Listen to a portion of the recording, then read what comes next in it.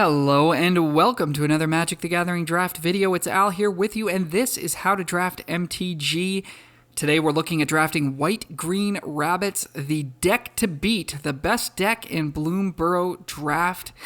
Let's get right into it. As always, click like, click subscribe to support the channel. Always appreciate it. Leave a comment just to say hi or to let me know what you would like to see in future videos. Always love to hear from you. White-green rabbits is a go-wide tokens strategy. You want to generate lots of rabbit tokens, pump up your team, and you want to look for cards that reference the number of creatures you control or cards that reference tokens. Some key uncommons for the deck: Patchwork Banner, the 3-mana artifact that pumps up a creature type of your choice and taps for a mana of any color. This card is decent in a few decks, but is particularly good in white-green since white-green is looking to amass a large army of one creature type.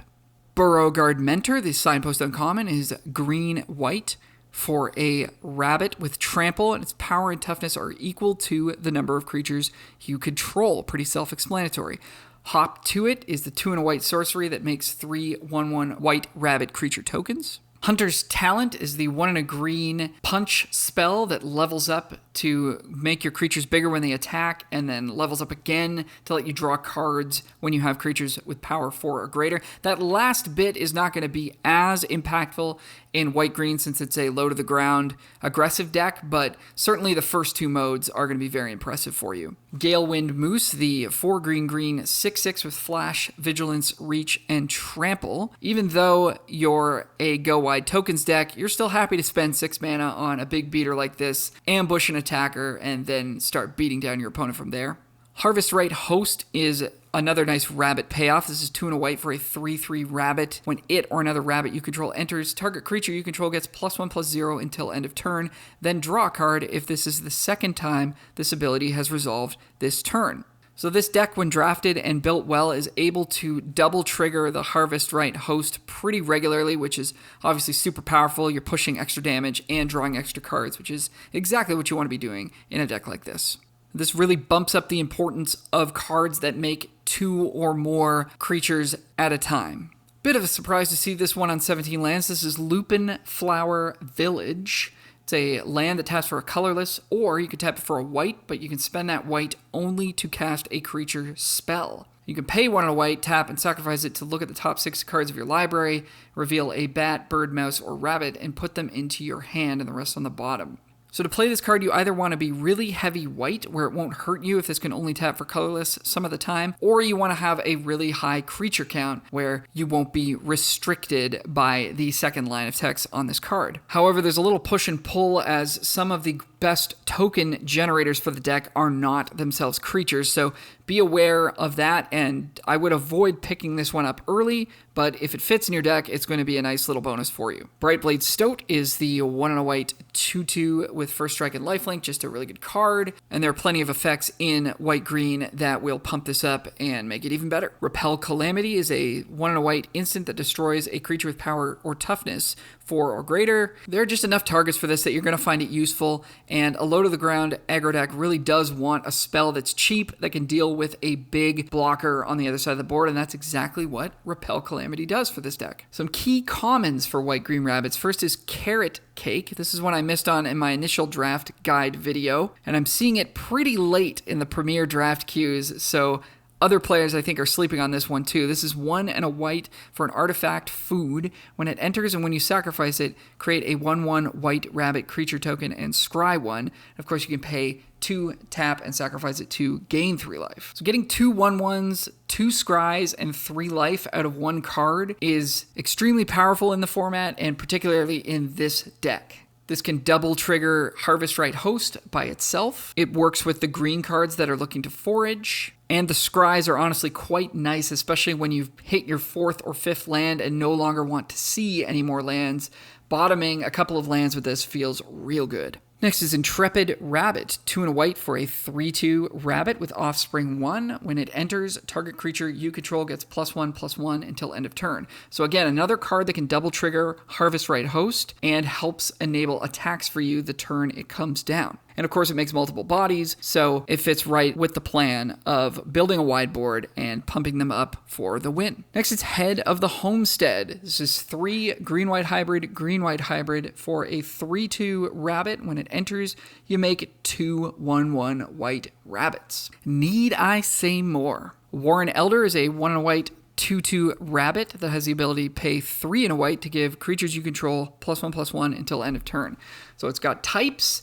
It's a 2-mana 2/2, which is nice on curve, and then late in the game can completely take over, especially when you have a board full of rabbit tokens. You can also spend 8 mana to do this twice, or 12 mana if you ever get there to do it 3 times. So it's just a really, really huge ceiling on this card that's not asking very much of you to begin with. Rabbit response is 2 white for an instant. It says creatures you control get +2/+1 until end of turn, and if you control a rabbit, use Scry 2. This is sort of the big finisher for the Go Wide Tokens plan, so you want to try to have one of these in your deck at least. You could play 2, I probably wouldn't play 3, but this is what you're looking for once you've got 4 or more creatures in play. This can kill your opponent out of nowhere, and they always have to respect that you might have it. Treeguard Duo is 3 and a green for a 3/4 frog rabbit. When it enters until end of turn, target creature you control gains vigilance and gets +X/+X, where X is the number of creatures you control. So just a really solid stat line here, and in a deck like this, it'll be regularly giving +4/+4 to something, even to a 1/1 token. That can be a pretty devastating change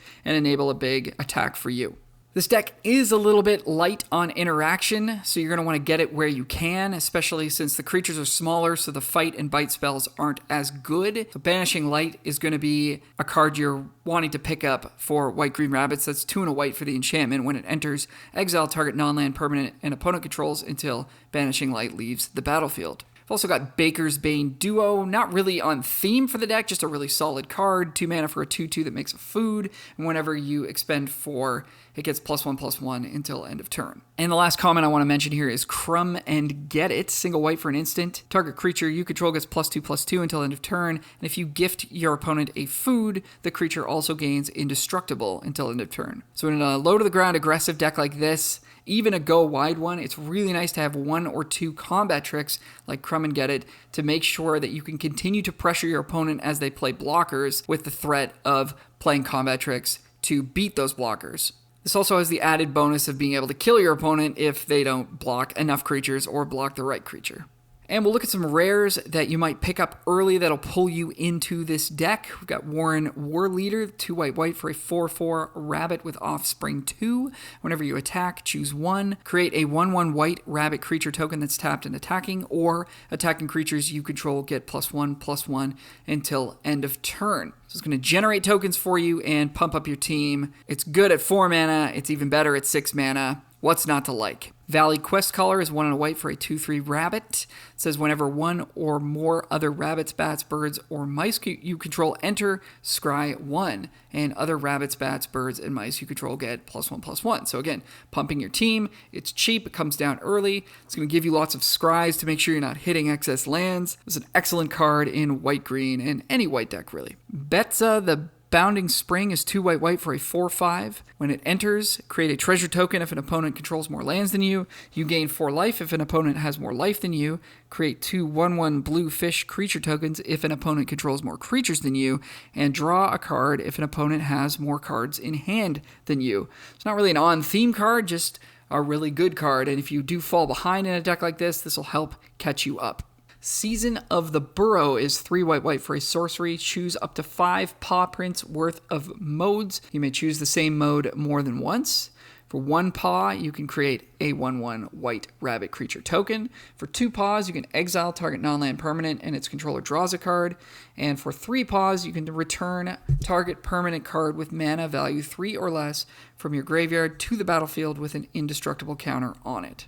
So most often, I think you're either going to be making 5 rabbits or making 3 rabbits and exiling your opponent's best thing. Occasionally, you might make a rabbit and exile 2 things, and maybe that's enough to attack in for the win. So there's a lot of different ways that Season of the Burrow can have a massive swinging effect on the game. You're definitely going to want to pick this early and push into white. Valley Might Caller is a single green mana for a 1/1 with Trample. Says whenever another frog, rabbit, raccoon, or squirrel you control enters, put a +1/+1 counter on Valley Might Caller. This triggers multiple times, so if you play a hop to it to make 3 rabbits, this is going to get 3 counters. This thing will just get huge in a hurry and for only 1 mana, you can play it on turn 1 or mix it in on turn 3 or 4. This is an excellent one for the Rabbits deck. Innkeeper's Talent, just a great card here. This is the class enchantment for 1 and a green. It says at the beginning of combat on your turn, put a +1/+1 counter on target creature you control, and if you level it up for a green, permanents you control with counters on them have Ward 1. The level 3 isn't all that relevant here, but if you get into a board stall, it'll be nice for you as well. That doubles up all the counters that your creatures receive. This is just a really nice one to pull you way ahead or break you out of a board stall. It's only 2 mana, and it's an excellent card.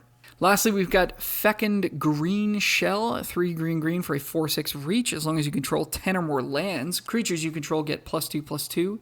Whenever it or another creature you control with toughness greater than its power enters, look at the top card of your library. If it's a land, you may put it onto the battlefield tapped, otherwise put it into your hand. So white-green's not going to have a ton of cards that have toughness greater than power, just a lot of their bodies are square, 1/1, 2/2, 3/3. But if you can try to find in the draft a couple of creatures to include that support this, that's great. If not, it's still a 5 mana 4/6 reach. Really hard to attack through this, and eventually you're going to hit 10 lands and your board's going to be enormous if you haven't won by then. This is just a great card in any green deck. So in summary, Rabbits, the best deck in the format, the deck to beat. You should always have this on your radar when you enter a Bloomburrow draft. In terms of pros, the cards in the deck are just good. White's got a slew of really good token makers and really good token payoffs at common and uncommon. The cards just kind of work together really well. In terms of cons, this deck will be heavily contested as people find out that it's the best deck. So make sure that you're making flexible early picks in the draft to keep yourself open to other archetypes. For example, I wouldn't necessarily first pick the white-green signpost uncommon, as there's a good chance that white or green or both are going to be contested at the table. So you would much rather take just a white card or just a green card and try to get into this deck, but have the option of pivoting out if you find that it's contested. That'll do it for this one. Thank you so much for watching. Click like and subscribe to support the channel. Leave a comment, say hello, or let me know what you'd like to see in the future. And you can always reach me at howtodraftmtg@gmail.com. Until next time, bye for now.